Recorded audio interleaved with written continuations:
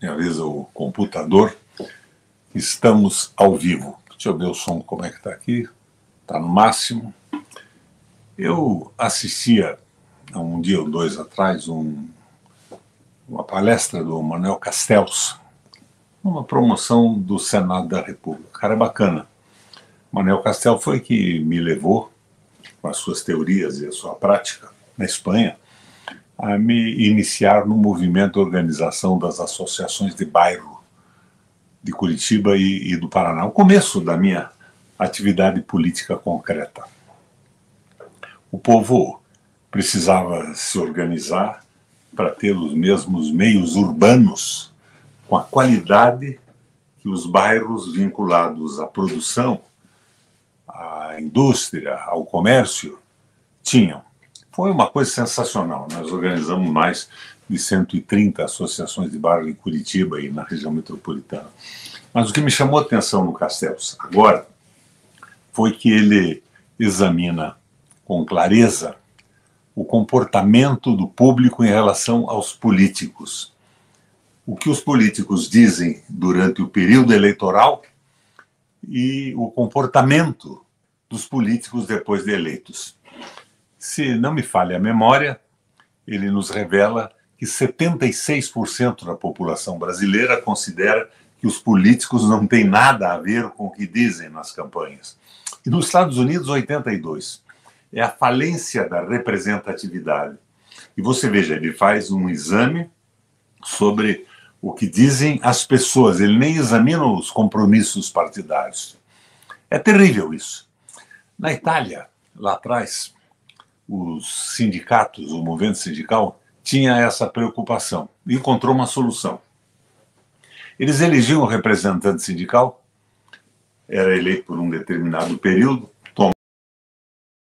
e não correspondia mais ao discurso da sua campanha interna. Ele fazia o que queria, negociava o que pretendia. Então, o movimento sindical italiano criou um mandato imperativo. É uma coisa bacana. O sujeito se elegia dentro de um sindicato, com algumas propostas bem claras, e eleito no exercício do cargo, se ele não cumpria o compromisso assumido na sua campanha eleitoral, ele era destituído. E a sua base indicava outro representante, porque ele era representante do sindicato e não dele mesmo. Mandato imperativo é bacana.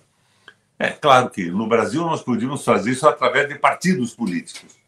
Um sujeito se elege por um partido socialista e depois do poder apoia a venda de estatais. A pretensão é de jogar tudo no mercado livre, na lei de concorrência, ferrando os consumidores e prejudicando o próprio desenvolvimento das indústrias capitalistas dentro do país. Ele tem que ser removido. O partido removeria. É uma ideia que eu coloco aqui para vocês. Mas isso tudo me ocorre no momento que eu estou muito preocupado com a nossa política nacional. É claro que eu, nas mesmas condições, teria o comportamento que tive. Eu saí do PMDB, porque tinha se transformado num balcão de negócios, sem nenhum princípio. Entrei no PT para derrubar o liberalismo econômico e por acreditar que o Lula, no seu continuado processo de evolução, ia fazer transformações no Brasil. Daí surgiu a tal Frente da Esperança, que para mim traz mais desesperança a cada dia. Eu já disse a vocês que o pedágio do Paraná, que é um escândalo, bem mais caro do que o pedágio anterior, uma vigarice absoluta que havia sido condenada pelo Ministério Público Federal, pelo Ministério Público Estadual, Tribunal de Contas da União, Tribunal de Contas do Estado, e por nós, que fazíamos oposição aqui no Paraná, foi reinstalado. E quem instalou esse pedágio? Foi o Lula, o governo federal. O Lula que na campanha veio aqui dizer que ele jamais admitiria isso e que no governo dele o pedágio seria no máximo R$ 5 por praça de pedágio. O pedágio está com preços mais altos e no sistema acrescentaram mais 15 praças. O Rato e o Bolsonaro tinham bolado aquilo. Mas quando havia acabado o pedágio anterior, Por 2 anos, eles não fizeram a licitação, porque eles sabiam que se fizesse a licitação, a desmoralização no processo eleitoral ocorreria necessariamente, obrigatoriamente. Mas nós ganhamos a eleição com a Frente da Esperança. E logo depois o Lula me aparece num comercial de televisão gravado por ele, pelo Rato, anunciando o pedágio criminoso, que é esse pedágio que se reiniciou no Paraná agora, com preços rigorosamente absurdos.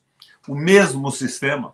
E o ministro do Lula da área, o filho do Renan, do senador Renan, ainda vai para a televisão e diz: este pedágio do Paraná é um exemplo para o Brasil. Um exemplo de espoliação do povo, um exemplo de uma privatização desnecessária com preços absurdos para enriquecer acionistas. O desespero de lucro dos acionistas em cima dos interesses da população. Mas não foi só isso que aconteceu no Paraná. Do Lula, não apenas o Lula, da tal Frente da Esperança. Apoiaram a venda da Copel. O BNDES está privatizando a Sanepar. O tal do PPI, Parceria Público-Privada de Investimento, privatizando uma empresa que era absolutamente sensacional. E eu digo isso porque eu fui governador 3 vezes. A empresa era uma maravilha, lucrativa e eficiente. Está sendo transformada num extrator de dinheiro da população, com um péssimo serviço, com a demissão de funcionários e seguramente a má qualidade ou redução absoluta dos investimentos. E o Porto de Paranaguá, o governo federal está admitindo a venda do porto, que é uma concessão federal para o estado do Paraná, que na minha época eu transformei numa verdadeira maravilha. Porto múltiplo eu transformei, não era só um porto graneleiro, dando oportunidade para o comércio e a industrialização de setores da economia paranaense. Está sendo vendido o terminal de álcool que nós tivemos, já foi vendido. Agora querem privatizar o canal da Galheta, um pedágio no mar. E você não vê um protesto nem do PT, nem de personalidade do governo federal. Então, minha gente, está ficando difícil entender o que está acontecendo. Sem a menor sombra de dúvida, o governo do Lula tem coisas extraordinárias. A política externa é perfeita, as declarações dele têm o nosso mais amplo apoio.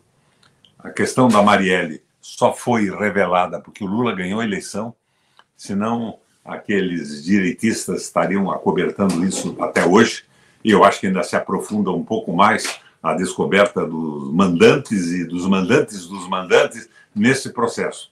É bacana o governo do Lula, ninguém deve se arrepender do apoio, e eu não me arrependo e continuo apoiando o que eu acho que está certo. Mas eu não posso admitir mais que, de repente, companheiros do meu partido, do PT, digam: não, nós melhoramos no governo do Lula o pedágio. Não melhoraram nada, fizeram a patifaria em nome de um pragmatismo político para conseguir, talvez, apoio de picaretas no Congresso Nacional. Isso, a meu ver, é uma falha com o compromisso assumido com a população. Então, deixo aqui clara a minha satisfação e digo a vocês a minha conclusão. Essa vitória do Lula foi importantíssima para o Brasil, para escaparmos daquela onda liberal fascistoide que tomava conta do país, com o Guedes e os militares que não tinham patriotismo no sangue nem na alma. Mas foi uma fase, nós temos que evoluir para isso. Nós temos que continuar uma crítica pesada e repensar a nossa participação na política. Eu já fui governador 3 vezes, fui senador 2 vezes, fui deputado estadual, fui prefeito da cidade, joguei a minha vida e a minha alma nas transformações. Eu quero um governo que transforme o Brasil em favor da população. É claro que as políticas compensatórias, uma bolsinha aqui, outra bolsinha ali, comida 3 vezes por dia, são absolutamente necessárias nesse momento em que o povo está passando fome. Mas é fundamental que a gente tenha uma perspectiva para o povo, que os nossos filhos, os filhos da população atual, vão ter uma perspectiva de avanço intelectual, de avanço econômico, que o Brasil avança na conquista da sua soberania. A tal Frente da Esperança não nos sinaliza hoje com nada disso. Nós estamos vendo a regressão. E aqui no Paraná, o partido que é lançado, o cabo da direita, para o governo do Estado, para fazer troca de apoio a outros estados, perderam o respeito pela nossa cidade, e quando vão fazer uma eleição direta no partido para descobrir quem o partido queria, eles anulam a possibilidade da eleição direta e dizem que a executiva nacional vai resolver isso. Ela pode resolver um problema da fisiologia partidária, da negociata partidária, mas ela está destruindo o partido aqui no Paraná. Ele acaba não tendo mais o sentido que nós imaginávamos quando entramos nele. Mas entramos mais para apoiar o Lula contra o neoliberalismo. Essa perspectiva, meus irmãos, está desaparecendo diante de mim, diante de nós.